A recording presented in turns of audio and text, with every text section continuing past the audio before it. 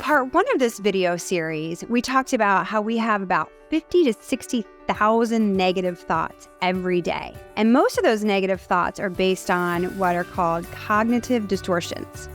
And cognitive distortions are nothing more than distorted thinking. So in this part 2 series, I want to talk to you about 5 more kinds of cognitive distortions, or ways that we distort how we think about something.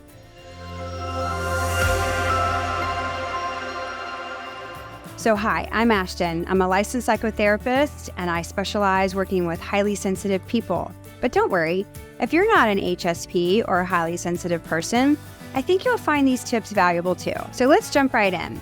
So the first cognitive distortion I want to talk to you about today is called catastrophizing. You might have heard about this one. I like to call it the Chicken Little syndrome. You know, Chicken Little, where the sky is always falling. I'll tell you a story about a patient of mine the other day. So in session, he said, I got into this fight with my wife. It was over something pretty minor. And I also had a run-in with my daughter.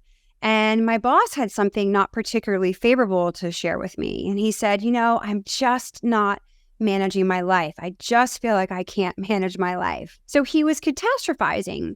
He took a couple of minor incidents of one day and catastrophized his whole life. Now he's not managing his life. So that's an example of catastrophizing. Drop a comment below if you have an example of catastrophizing. You don't have to tell us what it is. Maybe you just give a thumbs up or say, yep, me too. Second cognitive distortion I want to talk to you about today is labeling. And that's when we label ourselves as something versus labeling an emotion or a behavior. So I'll give you an example about me with this one. I am usually the last mom to drop off my child in the morning and the last one to pick her up in the afternoon. So I could label myself as I'm a horrible mom because my child is the last one waiting to be picked up at the end of the day. Or I could just label the behavior as I'm not particularly punctual.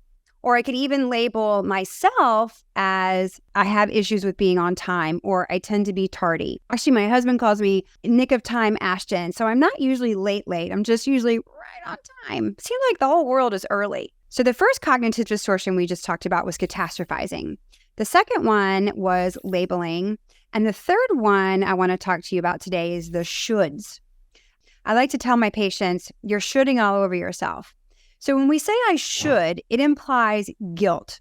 I should have done something and I didn't, or I shouldn't have done something, but I did. So I like to say that you can replace the word could for should, and it really removes the guilt out of it. So I could have gone to bed earlier last night and I didn't. Okay, maybe I'll go to bed early tonight.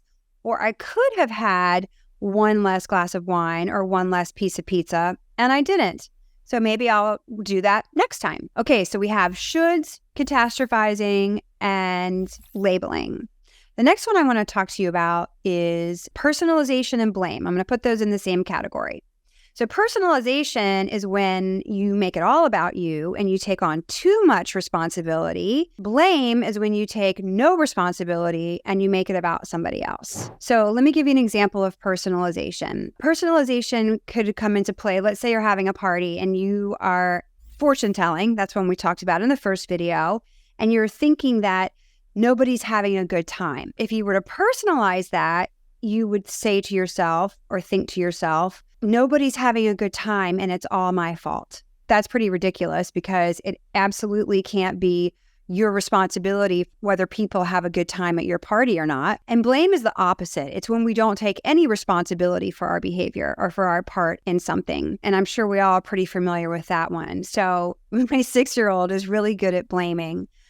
She might blame me or my husband if she loses a board game or something. An example like that with your 6-year-old, and it's just so blatantly obvious that it's blame, we can laugh about it.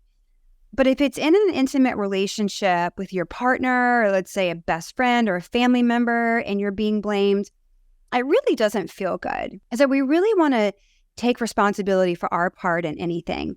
Not too much responsibility, but also no responsibility. So if you are finding value in these tips, consider subscribing or hitting like. It really does help this information reach more people. So let's jump into the last cognitive distortion that I want to talk to you about today. And that is emotional reasoning.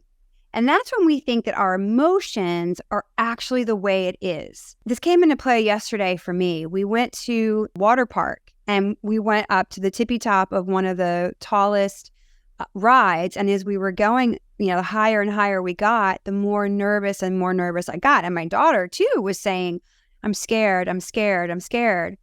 And so emotional reasoning in this example would be, I'm nervous or I'm afraid about this, therefore it must not be safe or it must be dangerous. You can look at people who are afraid to fly as well. Like, I'm afraid to fly, so therefore flying is dangerous. So listen, of course, sometimes flying is dangerous, or even a ride at a water park or an amusement park, but typically that's not the case. So emotional reasoning is when we take how we feel and we make it true about the environment. So those are your 5 cognitive distortions for today. And in next part 3 of this series, I'm going to teach you about what in the heck to do with these cognitive distortions. So we'll jump into some tips and some tools, how you can rewire your thinking so that you can feel better and be happier and have a more joyful life. So remember, when you understand your sensitivity, you too can claim it as your greatest asset.